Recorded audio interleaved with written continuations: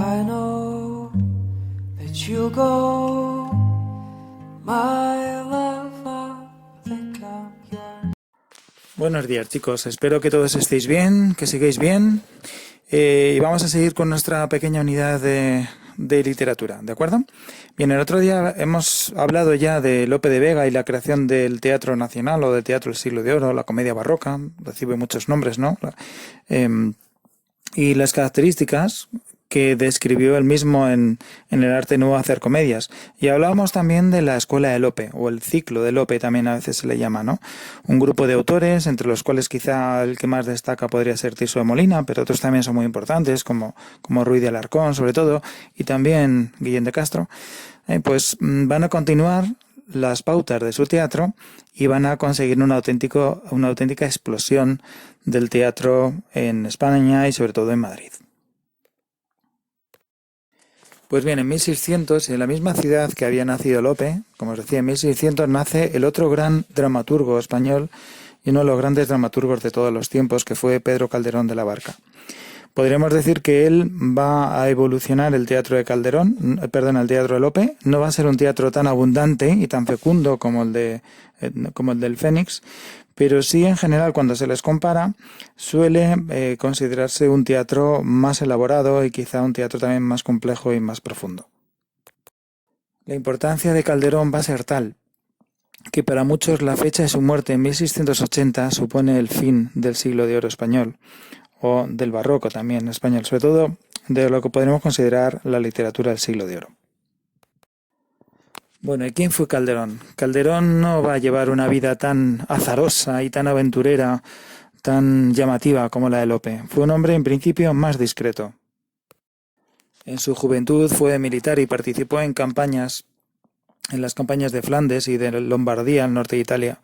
Pero ya a mediados de siglo, hacia 1650 o en 1651, es ordenado sacerdote y finalmente llegará a ser capellán real. Por lo tanto, va a ser un autor muy bien situado dentro de la corte. Como os decía, su teatro supone una evolución con respecto al de Lope. Básicamente es una evolución hacia la condensación. Va a tener menos personajes en sus obras en general y con menos, ligereza a la hora de desarrollar las acciones, pero al mismo tiempo se centra en los personajes con una mayor profundidad y el lenguaje también es elaborado de una forma, más compleja, ¿no? Y en este caso además cercano a un movimiento del que hablaremos y que dio en llamarse culteranismo, ¿no? Por la especial elaboración estética del lenguaje, buscando su sonoridad y su belleza más plástica.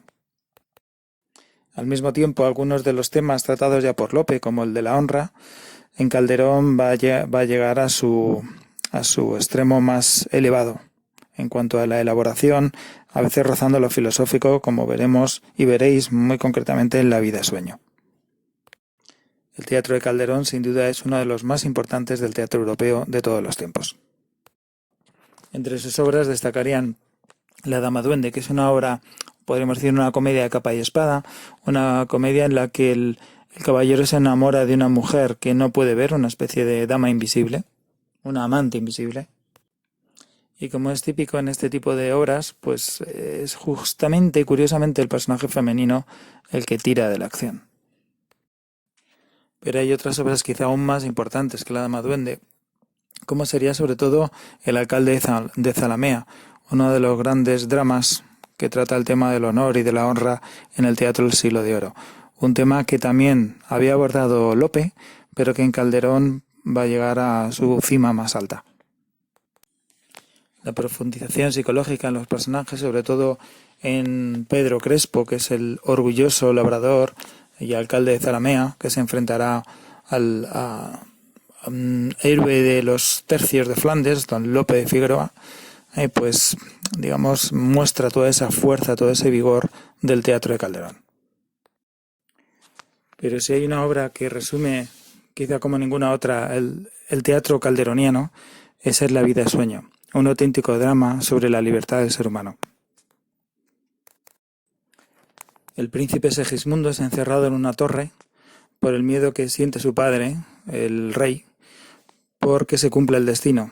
Un destino escrito en las estrellas y que decía que su propio hijo acabará matándolo para sucederle en el trono. El remordimiento y las dudas le harán liberar a su hijo de la torre, del calabozo, y comprobar si la libertad vencerá finalmente el destino. Sin embargo, con un lenguaje soberbio y a veces difícil, no es solamente el tema de la libertad el que encierra la obra, sino que aparecen otros muchos, como sobre todo quizá el que aparece enunciado en el título, que es la frontera que nos separa de los sueños, que separa la realidad de la ficción, la vigilia del sueño.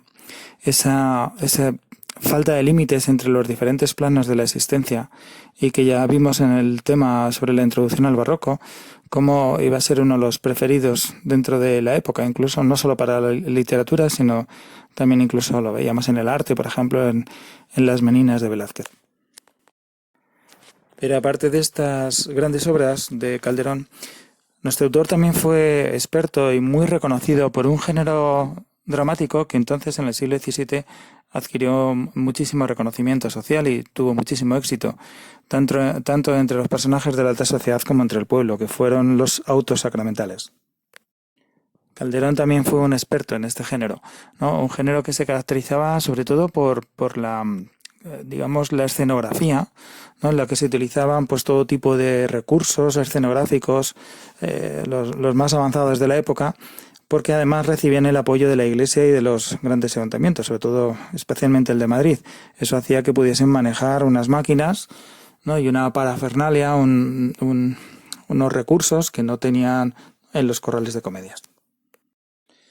Los autos sacramentales generalmente eran obras de un acto, de hecho auto en realidad hoy lo traduciríamos como acto, ¿no? Que tenían que ver con alguno de los sacramentos de la Iglesia Católica y estaban protagonizados por personajes alegóricos, la bondad, el mundo, etcétera, ¿no? La belleza, ¿no? Y siempre tenían un mensaje religioso. Además solían representarse en las fiestas del Corpus.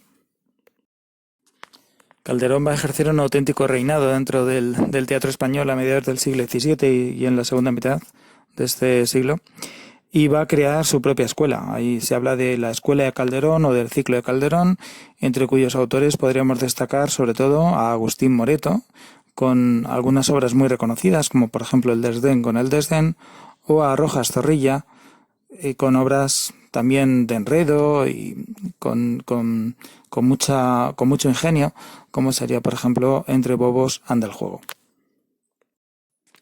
Y ahora que está terminando esta pequeña unidad didáctica sobre el teatro, quiero pediros un ejercicio muy sencillito, ¿vale? Pero que no se os olvide, es muy importante.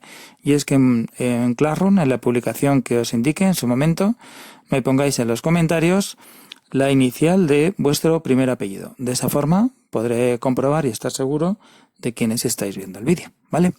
Bueno, un besote para todos y hasta la próxima. Ojo, no olvidéis lo que os he dicho, solo la inicial de vuestro primer apellido. Nos vemos.